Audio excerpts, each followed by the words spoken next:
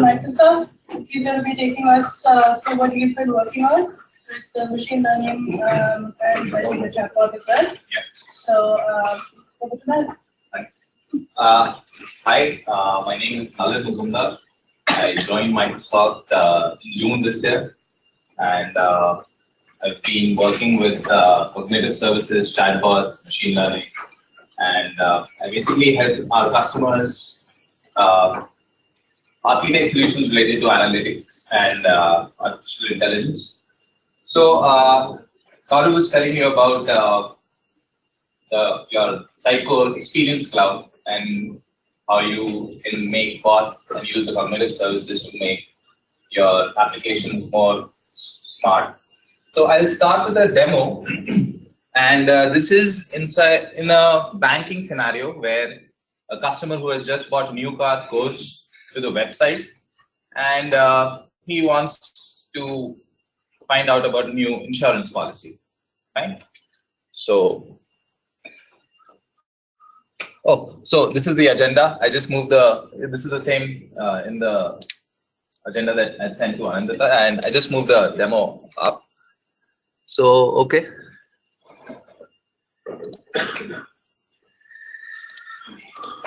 Yeah, so this is a website, and in this particular demo, I shall be Mr. Lance Olson, and I say get started. So I will show you face recognition and speech recognition capabilities, and this is just me creating my own identification details here. So I'll say, my voice is my passport, verify me.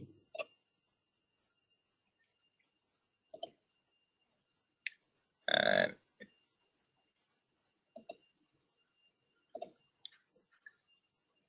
okay. All right. So now the system has my face and voice details. So the next time I'm talking to it, it can verify whether it's actually me or somebody else. So I'll go say hi. It's visible. All right. What can you do? Okay. So I'll say I need insurance. So when I told the bot I need insurance in natural human language and not a pre-formatted sentence, it loads up a carousel of options which I can scroll through, and I can select either of life insurance, property insurance, or automotive insurance.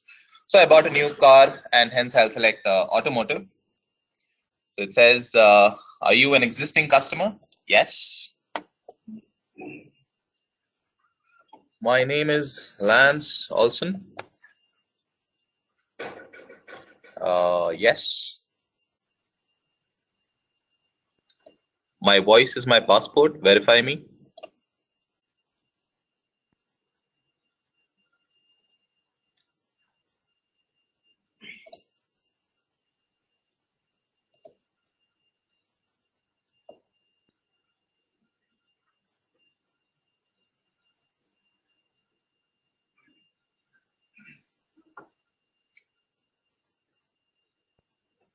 So it's sending my voice as an audio file and my picture to the bot service, which will in turn send it to the cognitive services API, and there it will try to match it against the actual details.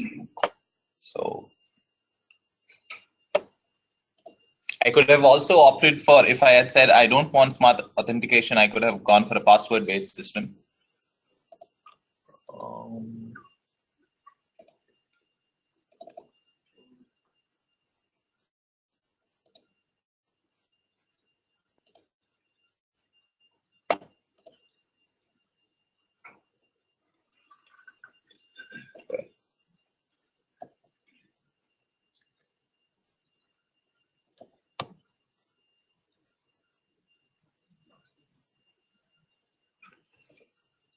Internet problem.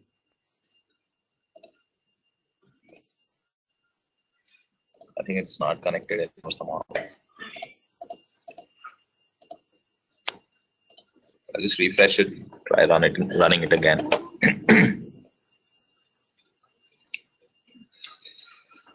Okay. This time, let's say I'll type in some other language. So it recognizes the language and it translates accordingly. But okay, I can't continue that conversation. So just a second.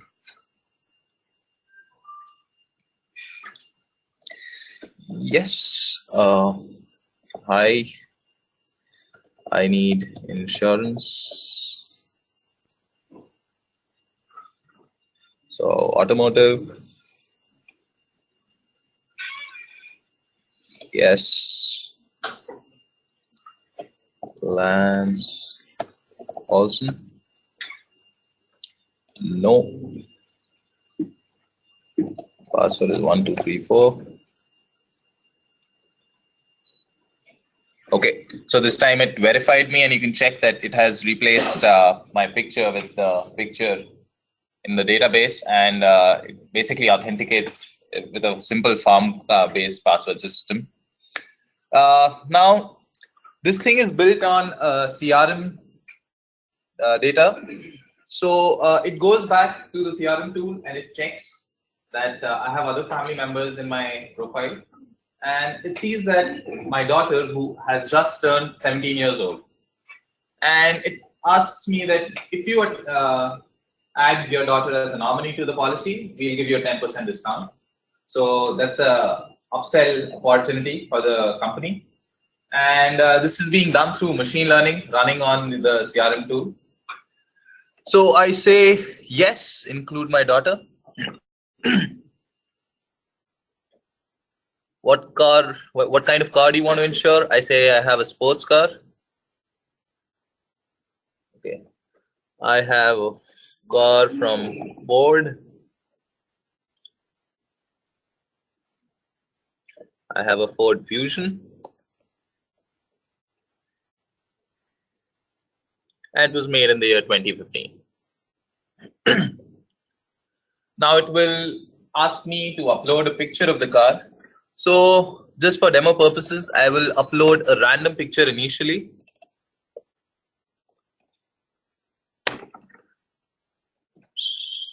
Yes.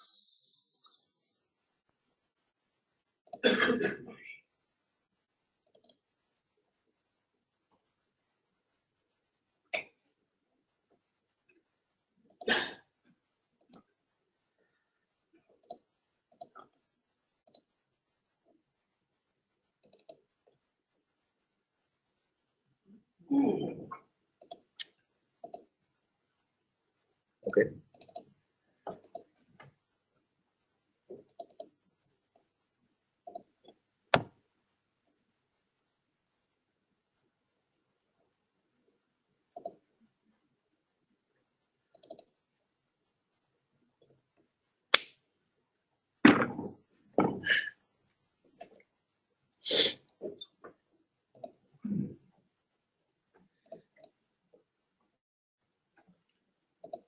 Okay, I'll actually upload the car. Okay.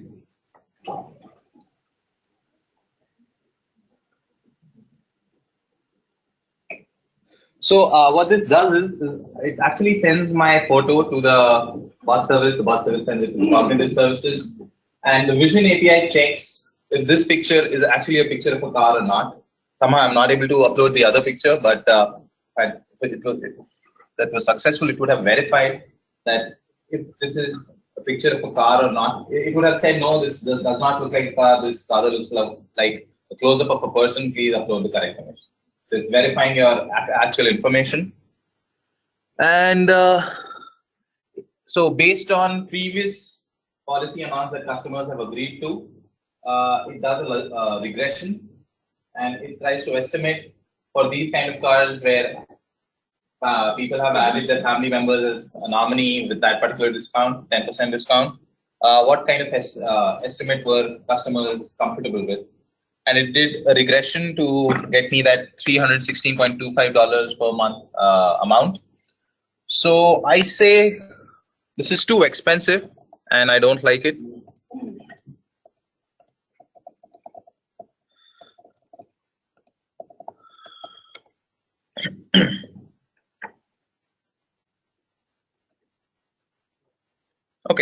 So what it does is it tries to do a sentiment analysis over my text and understand that I'm not happy.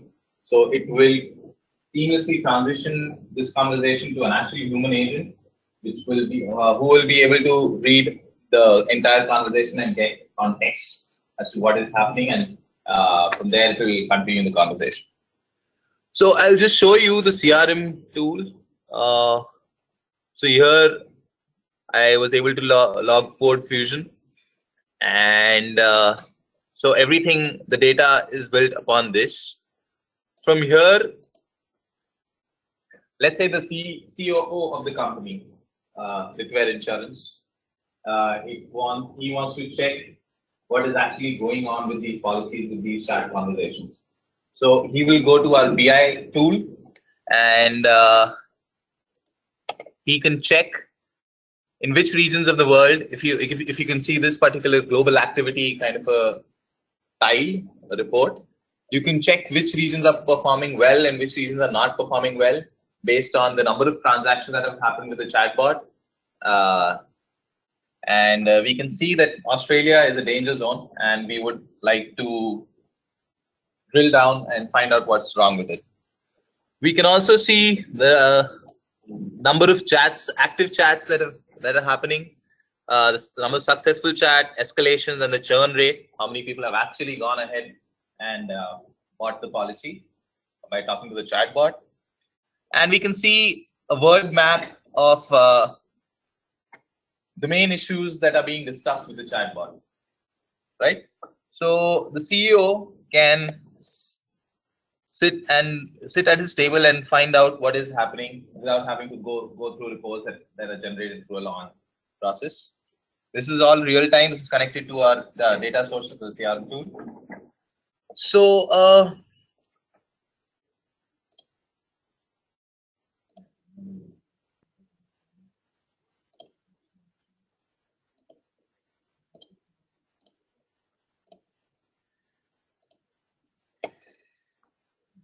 yeah, I'll just quickly summarize what is actually happening here at the back end. We have our chatbot, which is talking and it is logging the data in the dynamics. We have a data factory being scheduled to move all this data regularly to the data lake store, which is very efficient storage for large data, large unstructured data. We have machine learning model running on top of that and trying to extract what kind of upsell opportunities can I have. And then cognitive services and the bot framework are basically connected to this entire thing. Talking to it, cognitive services will help you things like sentiment analysis through text, face recognition, speech recognition, translation capabilities, language detection, etc. And our BI tool, Power BI, we can sit at your desk and find out insightful information about what is happening in the system. So that was a demo of how the natural human-computer interaction can be done very easily. So I've been told that most of you are from a developer background, and I'd like to run you through the whole process of what machine learning is, what artificial intelligence, what are the different components of artificial intelligence, and what are the tools which you can use without having much knowledge, but you just want to go and build services very quickly. So there are tools available for that, Azure Machine Learning and cognitive services libraries, APIs. And if you want to go and build very accurate and models of your own, which are not there, you can go to Cognitive Toolkit and do it. So before we start with that journey, do you have any questions regarding this? What kind of specific technology is that being used for the what? Oh, sorry. This. Yeah. So it's stack actually. So the big data sources for Microsoft technologies. What exactly is the source? So like, where is the data being stored? Is it in SQL servers or something? The Dynamics. Yeah. Okay, it's Microsoft Dynamics. Right. This could be a SQL database as well. Depending upon your use case in your existing infrastructure, you could plug in play with different data sources. So basically, this is your data information management big data source. You could put any of your own third-party sources as well. So that's not just a REST API call.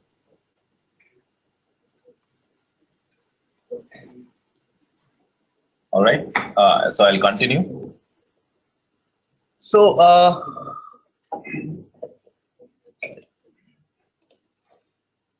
yeah. So artificial intelligence these days is being used in a very generic sense. So anything related to analytics is also being called artificial intelligence, or general machine learning kind of a case, or just a mathematical statistical model which gives you insights into whether your input data is within the appropriate boundaries or not, is also being called artificial intelligence. So we'll actually discuss what it is. So artificial intelligence is when machines have typically human capabilities of intelligence, like reasoning, understanding, and interacting. Reasoning, by reasoning we mean learning and forming conclusions from imperfect data. So as we grow up, from infants to young adults, we look at data around us and through our eyes and through sound, and we basically learn to identify what is the correct way of doing a particular thing through feedback and what is not, and that's how we grow up. So building that kind of capability in our particular machine learning model. So if we can be able to do that, we have one component of artificial intelligence possible in computers. Understanding things like text, or as you all know, computers only understand binary. So converting that text into something which computer can understand, and not pre-formatted things where you do a string match and extract the relevant parameters that's from the string index to the string index, not that kind of a scenario. Any kind of text, I can say multiple sentences and extract the relevant information from all those sentences. Not only text, but voice and images. If I take a picture of this room, it will say, okay, there are so many people, X number of people sitting here, and looks like they're in a seminar. So that kind of capability. And the third is interacting. You must have heard about things like mixed reality, augmented reality, and chatbots is the starting flavor of natural human-computer interaction. So all these three capabilities, when combined together, makes up artificial intelligence. So, right. If we look at the history of computing, we can see that a lot of intelligence has already been there since a long time. Right from 1877, we have had calculators which can do faster calculations than most humans. We have had the AT&T boarder, which is a speech mimicry system. So when you listen to it, you will think that, okay, this is an actual human speaking. The shaky reasoning bot, the GUI, graphical user interfaces, Sphinx voice recognition, and the VAMP self-driving car.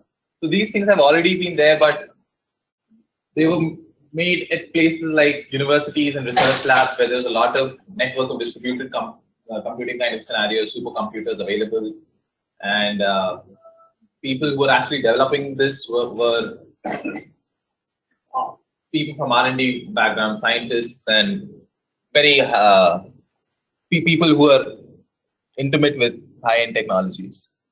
So what is happening now is two phenomena have happened. Cloud, where first of all you have high-speed internet connection, so you need not do everything on-premise. You can just send your data to the cloud. Processing will happen there because there's lots of computing power there. So basically, number one is advances in hardwares, which led to cloud being invented, and very powerful AI algorithms. So we see that in the next in the past few years, and then in the next decade, we'll see an exponential rise in artificial intelligence being leveraged to transform the industry. And it is said that there's a $1.2 trillion opportunity out there for people to leverage artificial intelligence in their own industries.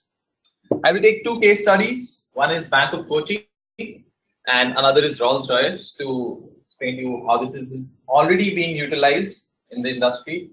So the Bank of Kochi in Japan, when you enter it, there are cameras which detect, which click a picture of your face, they run it against the database, and they identify that, okay, Mr.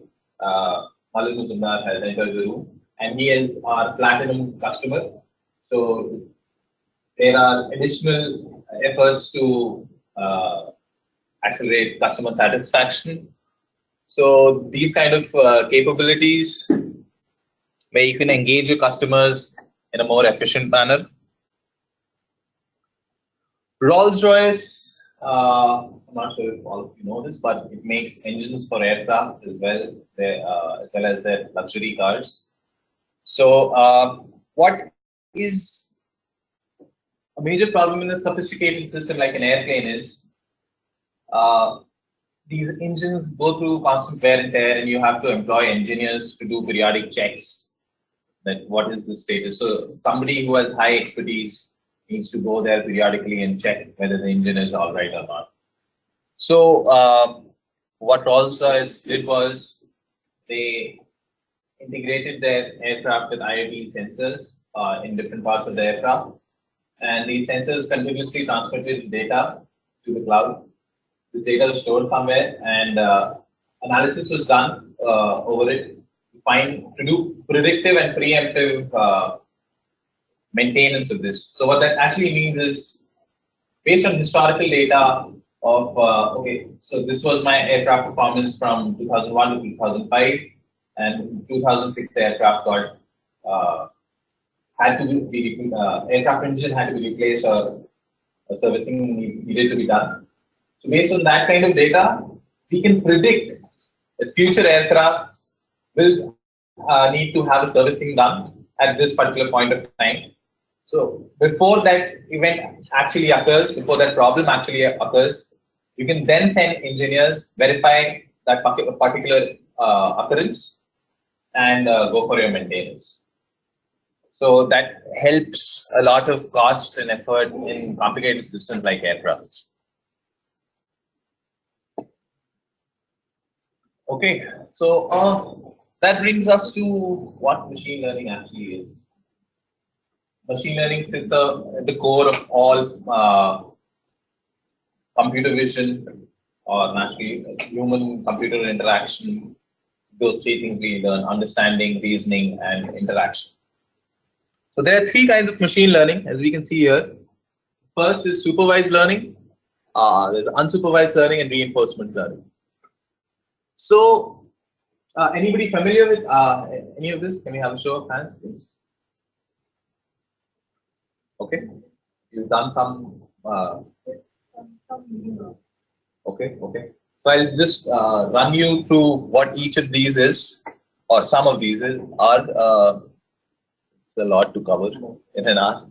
Okay, so I'll start with. So in supervised learning, there are two things: regression and classification.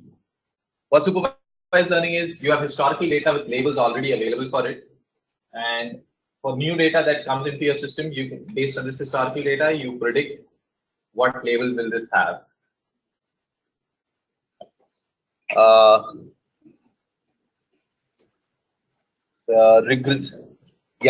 So there are two variations: regression, where you actually predict an actual number for it, or classifier is, let's say, in a healthcare kind of a system, we have lots of data about tumor sizes and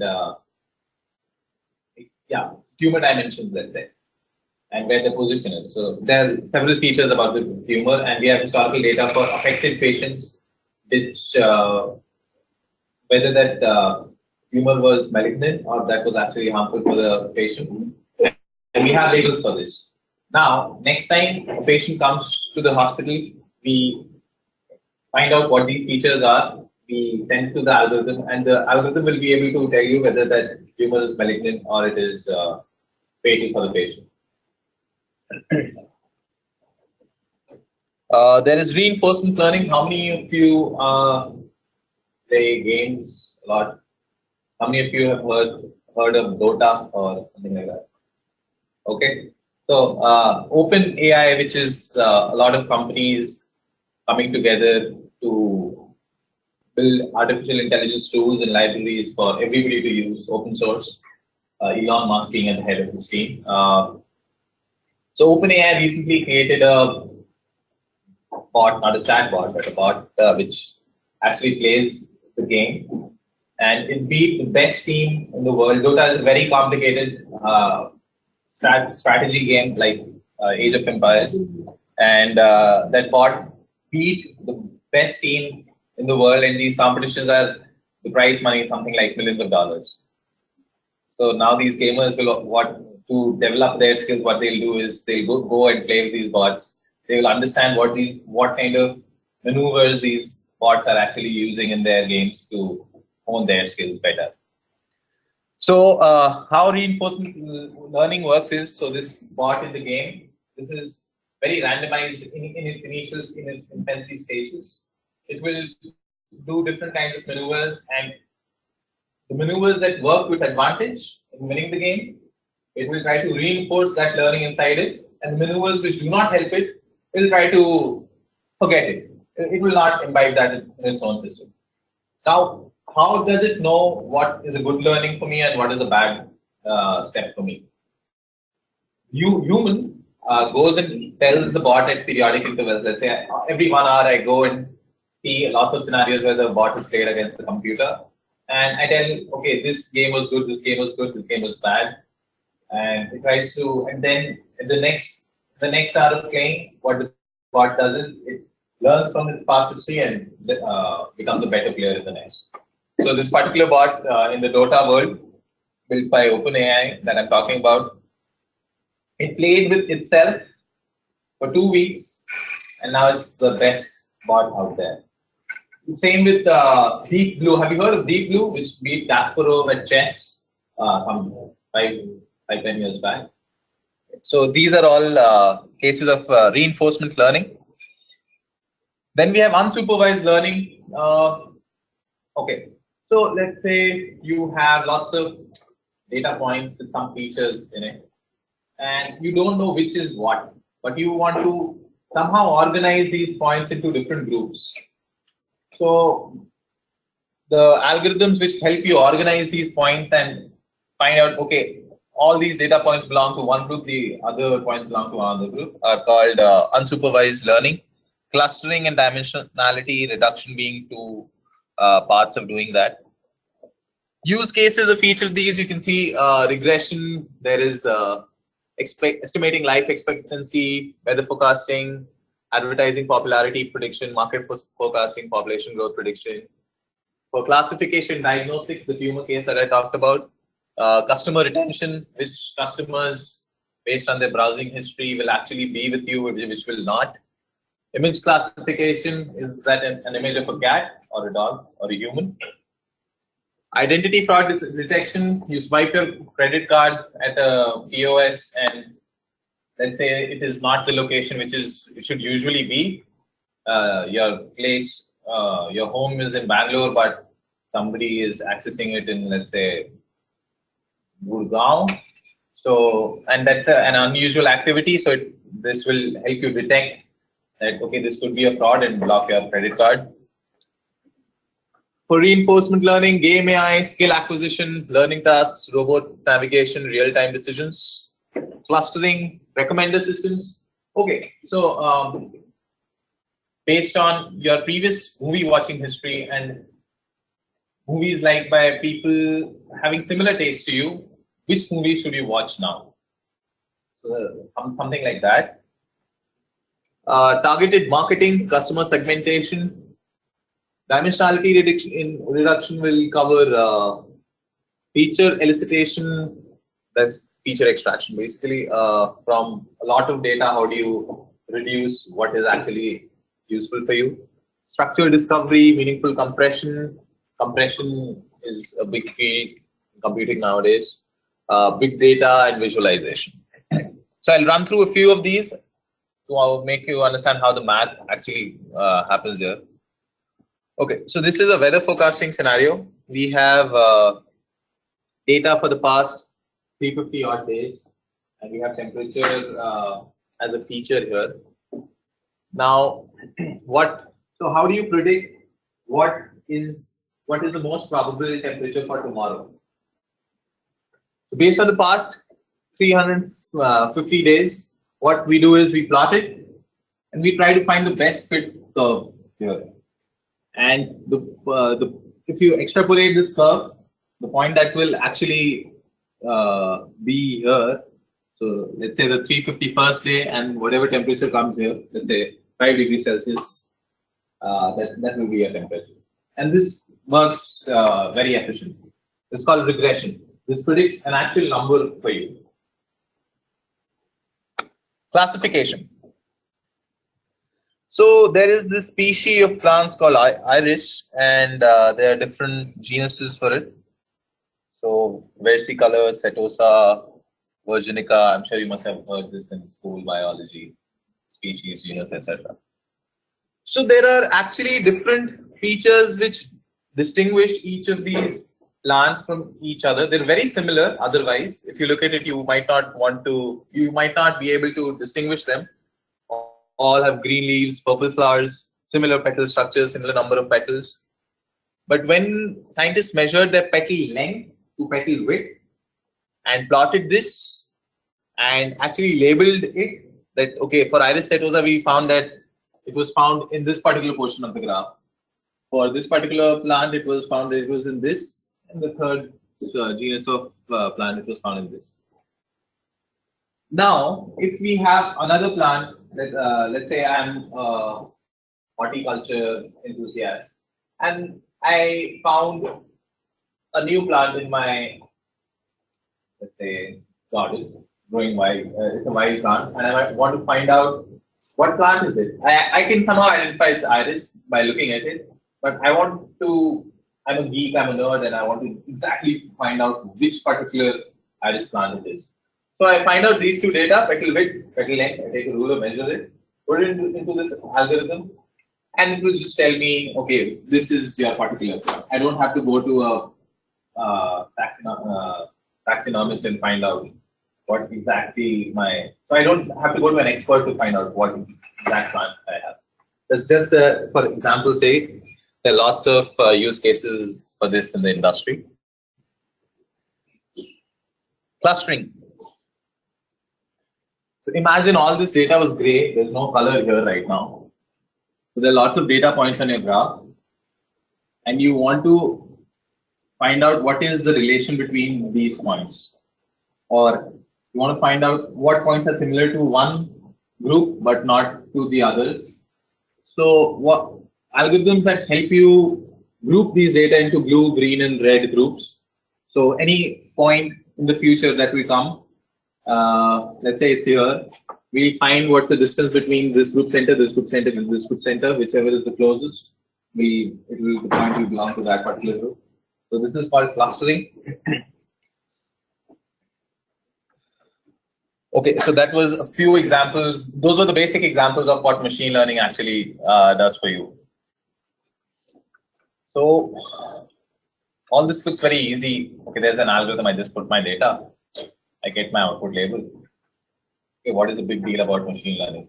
Why are companies paying hundreds of thousands of dollars and employing data scientists? Why are data scientists such a limited resource?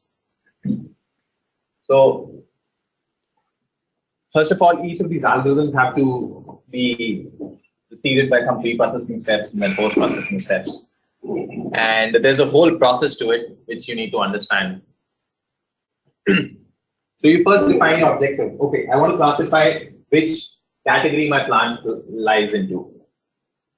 You need to collect all the data for different plants, and you do different kinds of analysis to understand, okay, what my data actually is. Once you have accessed and understood your data, you see that, okay, there are some points that might not be relevant for this analysis. There are some noise points, data that do not fit this model, and there are some rarities which I might not want to include for now. So you remove these points. So that's a filtering pre-processing step. Now you have this historical data with feature and labels. You split it into two, into training and testing data. I'll tell you why we do this. I'll go with the training data first. With this training data, you run it against your algorithm and your model. So when I say run it through the algorithm, this model has some weights to it, which you need to optimize. These are numbers which you need to find the optimum value for. So by training, I just mean by some kind of an optimization process for your particular algorithm. So it's very mathematical. And once these weights have been optimized, you actually want to check whether the model that I've obtained is correct for only the data that I have provided it, or it can also work with other data. So that's where the testing step comes in. You remove the labels for it for some time. You just run the features as if your model was good. Now you have the predicted labels and the actual labels. If most of these predicted and actual labels match, this means that your model is good. If it does not, you need to employ some other strategy to retrain your model. So that is called the evaluate model step. Score your model, right. So you get your model from here. This is your production size, production model now. And you basically, the future data comes without the labels and you predict what label it actually has. So this whole process needs some kind of expertise in terms of understanding data, what kind of algorithms will work for this data.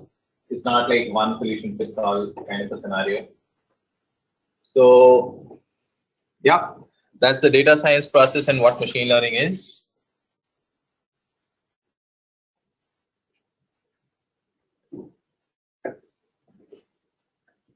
So now I'll tell you what Microsoft provides you with to go and actually do all these steps on your own. Microsoft understands that not everybody in the industry right now has the capability to understand that whole process, understand the deep mathematics and statistics knowledge. So what it does is it gives you with two flavors of tools. One is the consume, go and consume directly. One is the build. So in the consume model, what you have is you have a very general purpose solution for these particular algorithms. For example, in the chatbot, the Litware insurance chatbot case, we saw that face detection for any particular use case will be the same, right? You don't need to go and understand how face recognition works as a mathematics. So you just use that face detection API and you're good to go. There are similar features in Cortana Intelligence Gallery. I'll run you through the products that it has. And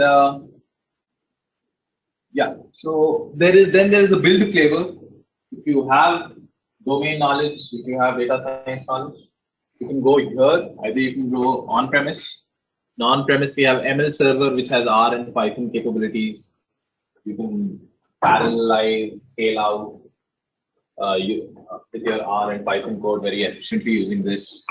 There is the latest version of SQL servers have R built onto them, so you can just run R on top of your SQL server models. On the cloud, we have Azure HD Insight. Are any of you from big data background? Okay. So any kind of a Hadoop kind of a system, if you want to have a managed service for Hadoop, you don't want to go and worry about the infrastructure, the platform, keep updating it, all that stuff. You can go and use Azure HD Insight. This has a lot of features. You have Spark, Storm, Kafka, Hive, all that stuff inside this. So any managed Hadoop kind of scenario you want, you just want to go and test it out there. This is your go-to resource. Azure Machine Learning Studio. This whole process, If you just want to, I'm sure you understand that there is this is just a block diagram. There's math behind this. But if you want to use this block diagram to do machine learning for you without having to go into the math, you can just drag and drop these components, choose some algorithm, it will do it for you. So you don't need to have, you need to have some kind of a very elementary data science knowledge, but you don't have to know how to code in Python or anything. You just drag and drop stuff, connect components with each other, and your machine learning model is ready for you. Yeah, so that covers the machine learning scenario. There is consume and build, whatever expertise level is, you can go and choose appropriate resource. Then coming to the AI portion of it, again we have the same flavors: consume and build.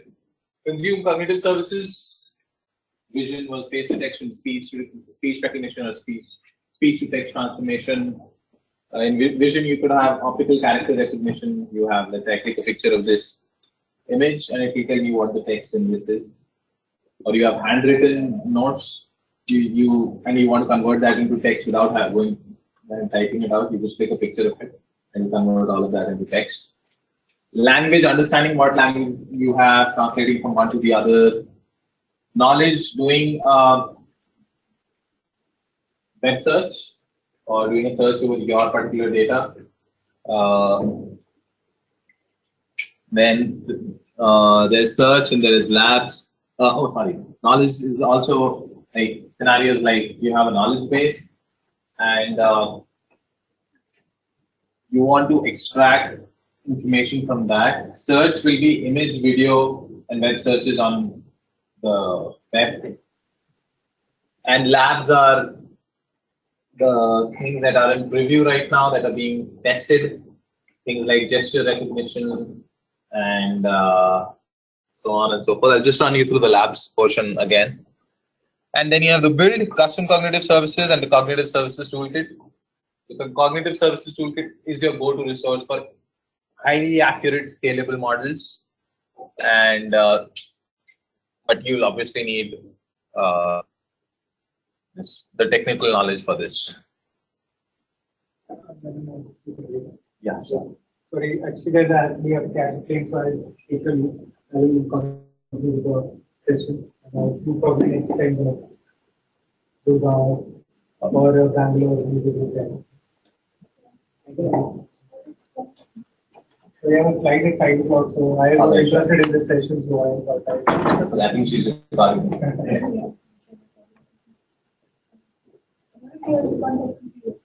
Because we don't understand.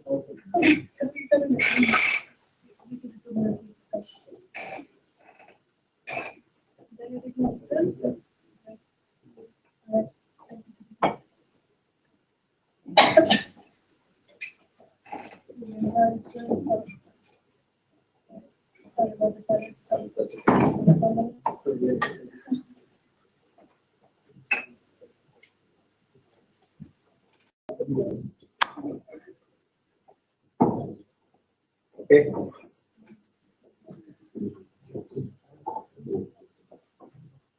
All right, I'll continue. So these are all the things that the Microsoft provides you to know your data and AI solutions, and I'll be running you through them very quickly. There are things for your data sources, data lake, Cosmos DB. Have you heard about Cosmos DB? Okay, that's great.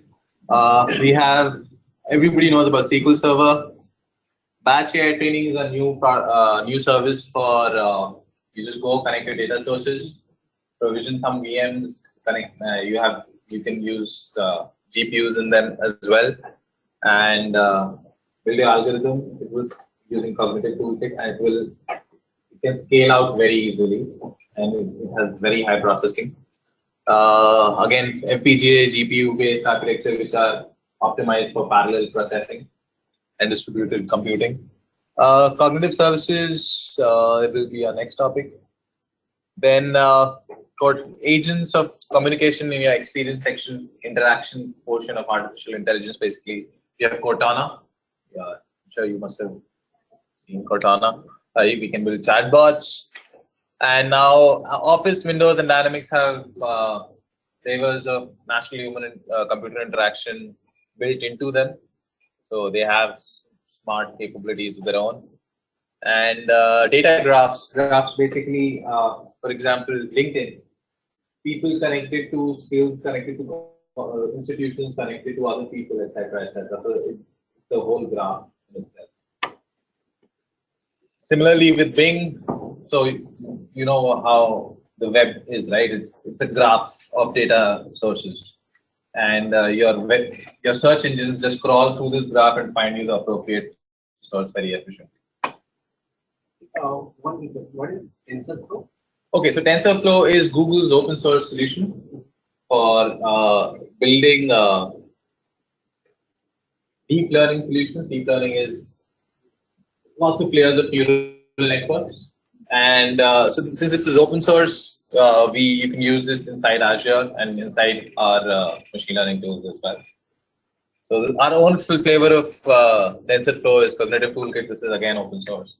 Everybody's now moving to open source. That is the next. Collaboration helps you develop even better solutions. Yeah, Cafe is a similar deep learning solution. Okay, Azure Machine Learning. As I said, if you can see the lower half of this slide, there are blocks and they're connected. So the data science process slide, that if you can connect to it, is just dragging particular blocks from here, building them here, and building and connecting them out here, and setting the appropriate parameters for each block inside this. For example, if this is your source, data source, you go and specify what the URL for your source is, and it will automatically go and do everything for you. You don't have to write code here. So this is for people who want to go and test it out or build machine learning models that are not very complicated, simple regression, classification, clustering kind of recommender systems kind of scenarios. You can go and build them here. If you want to build your own modules like this, and if you know R, Python, and you have a knowledge of CRAN packages, you can go and build your own modules here. You can not only test it out here, you can go through the whole process. You analyze your data. First step, data preparation. Second step, testing it out and building the most efficient model. Once your model is created, you deploy it, operationalize it. Once it is deployed, you can also scale out efficiently without any downtimes. So, like any other cloud service. So this is the Azure Machine Learning. This is free. You can go and everything except the deployment part is free. You can go and test and learn how to do elementary machine learning here. If you want to get into the math of it, you can build your own modules here as well. And yeah.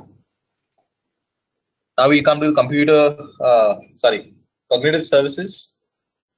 There are six flavors of this available.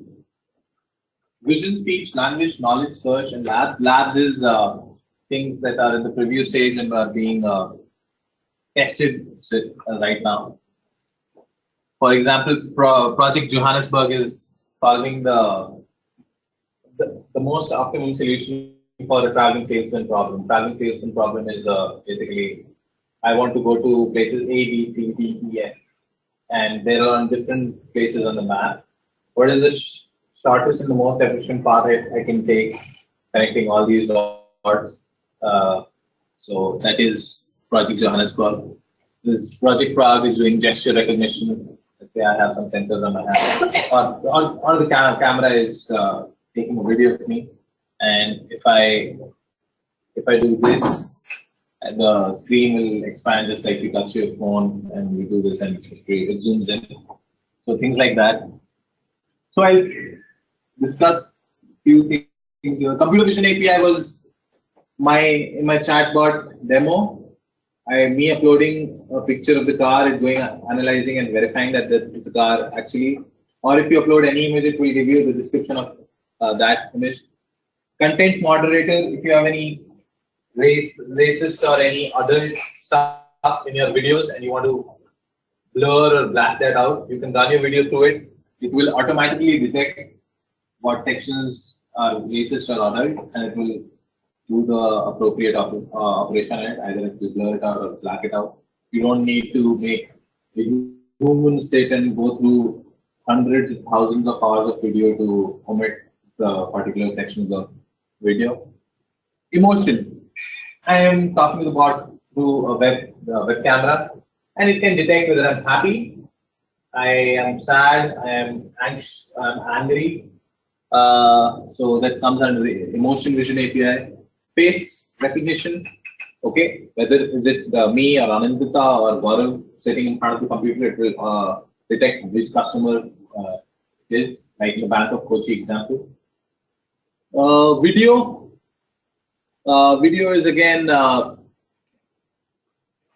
analyzing your video. So, okay.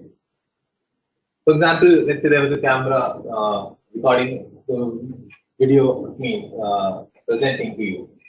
So, it will first build a transcript of whatever I'm saying, and it will convert that into text. Secondly, it can tell that, okay, in this particular section of the video, I was walking, or I was standing, I was gesturing towards the screen, or I was sitting down and working, demoing on the laptop. So it will break down all those components for me, and you can go and. So imagine this was hundreds of hours of video, and you only wanted to see the relevant sections.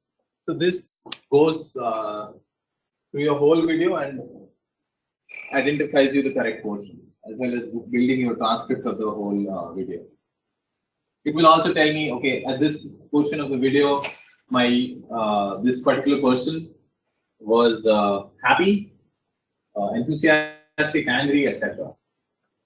Speech to text conversion, text to speech conversion, speech recognition, whether it is Anandita speaking or whether it is Nalin speaking. Language, spell check, linguistic analysis, sentiment analysis, translations, etc. Knowledge, going through, okay, I want to find out a paper on face detection. So it goes through all your journals and finds out the best rated journal, articles on that.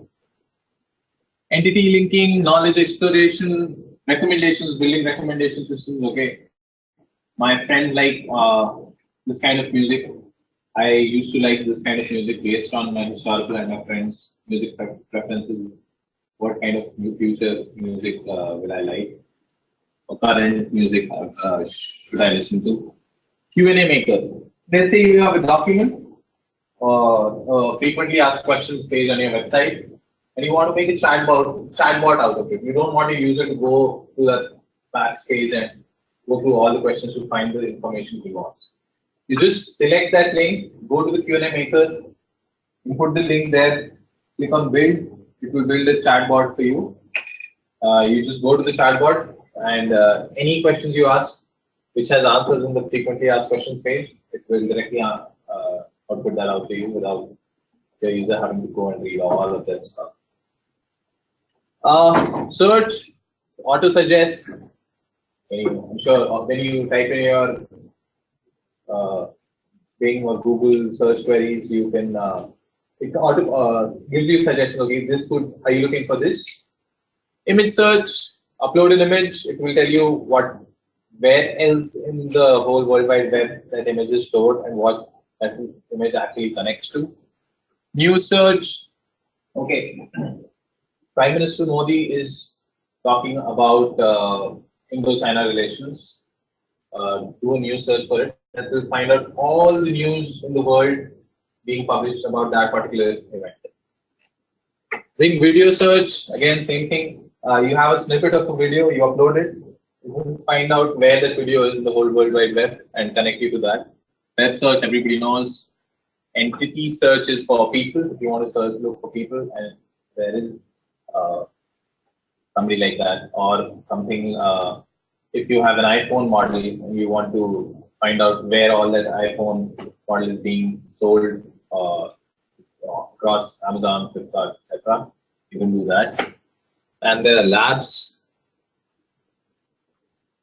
One quick question. How this being autosys can help me do the autosys feature implementation over my site? Yeah, you can. Thank you. Oh, I mean, how does it work? Can you call my site? Okay, so again, machine learning thing, you need training data for it. So over time, it will get more efficient. Okay?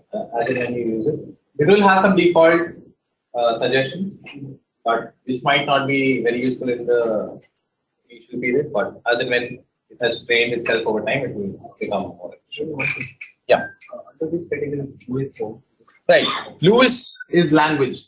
Lewis stands for Language Understanding Intelligence Service. So that is here. That's your natural language processing model. Right. All these are customizable cognitive services. So for this is mostly plug and play kind of situation. Here you can play around with it. So this gives you the capability. Play around with it without writing code.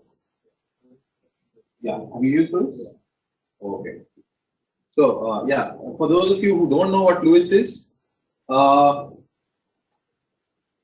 would you, as a developer, make let's say I'm saying two sentences. My name is Nalin Mujumdar, or I am Nalin Mujumdar. So how you will do it is you will do a string search for either of my name is or I am, and you will extract the next two parameters out of it, and you will say, okay, this is the first name, this is the last. What if I say they call me Nalin Mujumdar? For your string search, they call me not a parameter. What if I say Nalin Mujumdar is my name? Again, your string search does not work. You cannot extract the parameters because my actual name is in the front of the sentence, right? Now you can't think of all these scenarios, and you can't anticipate what the user is going to type, right? So without having to explicitly code all of that, you just give your Lewis, language understanding intelligence service, several examples of what the user could say, and it will next time it will be able to understand things that are not already in the model. Basically, it begins to act like a human being. You don't have to have all particular scenarios hard coded into the system. I have a question. Yeah. So, since when we started analyzing with the text search also, it's more about syntactic. So, how do you bring in the semantic side of it? Does this machine learning enable the semantic side of this? I can understand that. Yes. So, all the recognition, or the patterns of recognition, everything ties back to semantic side.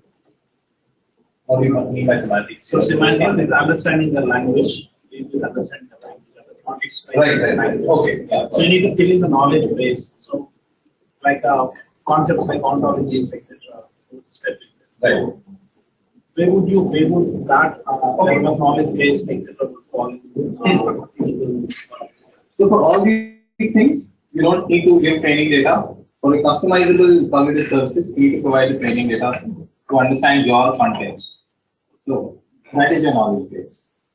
So on top of that, everything will be automated. Machine learning things will be automated, and the next time you use it, it will understand what you are talking about based on whatever data you have provided.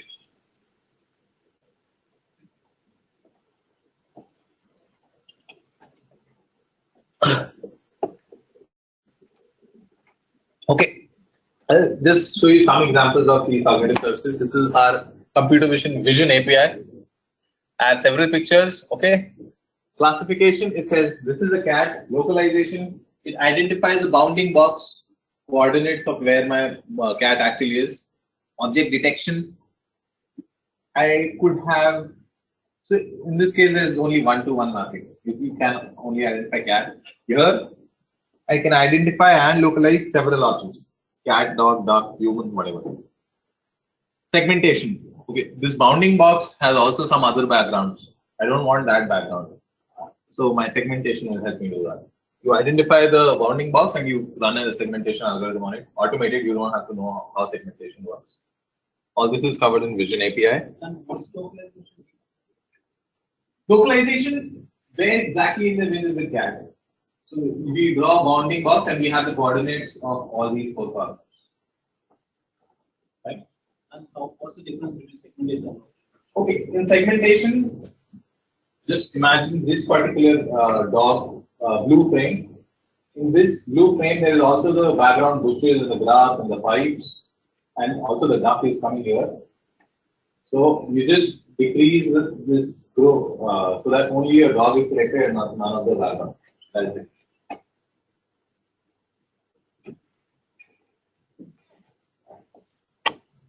Okay, so in the very initial stages of the cognitive services, what Microsoft did was using the Azure Machine Learning Workbench, which is the desktop environment of the Azure Machine Learning service on the cloud. We integrated cognitive services, and there were cameras installed around the national park, and it could detect every time a giraffe came in front of the camera.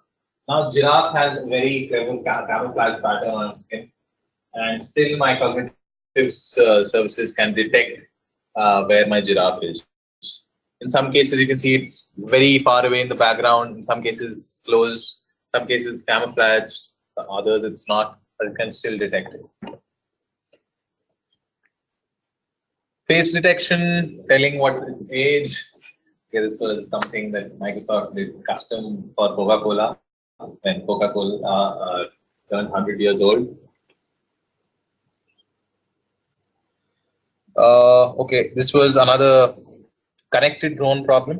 So what happens with these pilots and these power grid wire networks is a lot of dirt gets accumulated over these segments. So what we had was we had drones flying around these through this network and identifying places which needed maintenance. So what we did was you had to identify where these disks are and which disks need maintenance.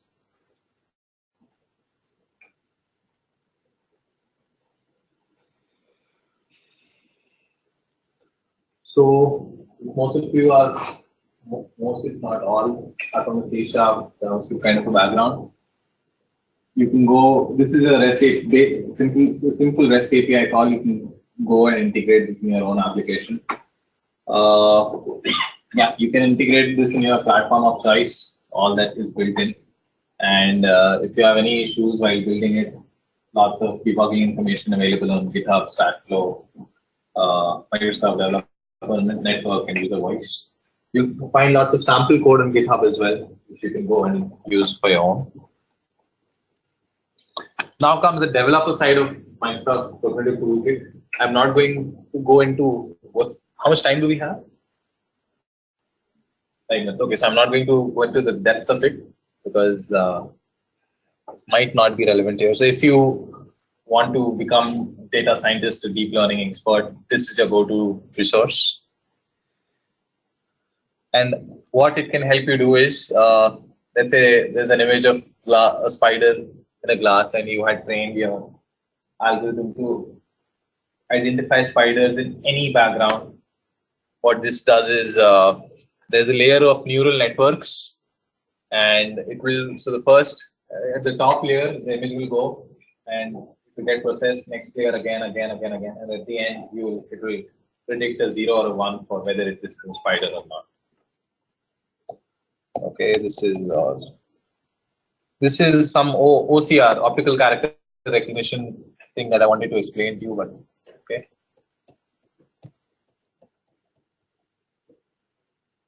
So this deep learning, the deep learning is nothing but lots of neural networks stacked on top of each other in layers. The output from one goes to the other, and so on and so forth. And all of this deep learning is built into our products and user products like Cortana, Skype Translator, Bing, Xbox, Bing Ads, and Microsoft Research. That for me is the coolest part of Microsoft is working a lot in these fields right now. The HoloLens or augmented reality thing. I don't know if you've seen what HoloLens is. Okay. Okay, infrastructure-wise, Azure has this Azure N series kind of machines where you can go and spawn your VMs. This is built upon, so basically all these deep learning algorithms are cases of distributed computing, parallel computing, where you would also want to leverage GPUs. GPUs is basically parallel computing stuff. And FPGAs are field programmable gate arrays. So all this infrastructure is provisioned for you. You don't have to worry about the scale out capabilities. And you can go and efficiently, like, speed and parallelism are really, really efficient here.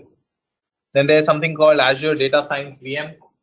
You can go and spawn one of these VMs and install, or you have templates for these particular different tools and languages. So the SDK will already be deployed in what particular configuration you choose. So this is again a very good platform for you to deploy, to test, train, and deploy your data science models. Okay, so we have seen if you want to be highly productive without having to compromise on flexibility, you might not be very technically inclined, but you can use machine learning as a service kind of capabilities within Microsoft. If you want really accurate things, but you'll obviously take a lot of time and effort and expertise, but you want to build those kind of models, we have tools for you again. So basically, we cover all kinds of scenarios for whatever developers we have. And yeah, there's lots of open source stuff going on here as well. For development, most of these cognitive services, chatbot, Lewis, for development purposes, it's free. Only when you go into deployment, when you have a production ready thing ready, you need to go and swipe a credit card. It's a matter of minutes and you are ready to deploy.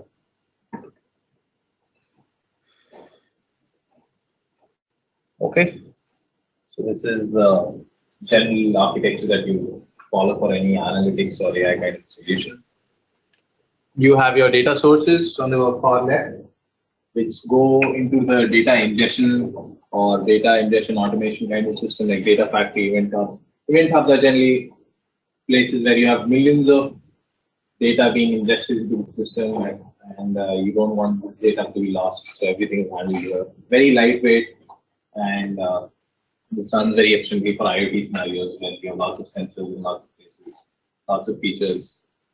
Data lake stores unstructured data, petabytes of unstructured data or structured data you can store here, audio, video, text files, whatever. SQL data warehouse, everybody knows. Machine learning, data lake analytics, if you want to run analytics in the data that is stored here, you can use data lake analytics. HD Insight is basically your managed Hadoop and Spark services on Azure. You don't have to worry about the infrastructure of the platform. Everything is provisioned for you. Stream analytics is again streaming kind of data. So data that is continuously coming in and you want to do analytics on it on the go. Then you have intelligence, cognitive services, bot framework, Cortana. We already discussed this. Dashboard, Power BI, the chatbot demo from the CEO's point of view, I showed you the dashboard. Yeah, you can consume it on apps, whether it be web apps, mobile apps, or bots, or you have your own third-party applications for it. Yeah, that brings me to the end of the presentation. Do we have time for questions? Yeah, I have one question. Yeah, sure.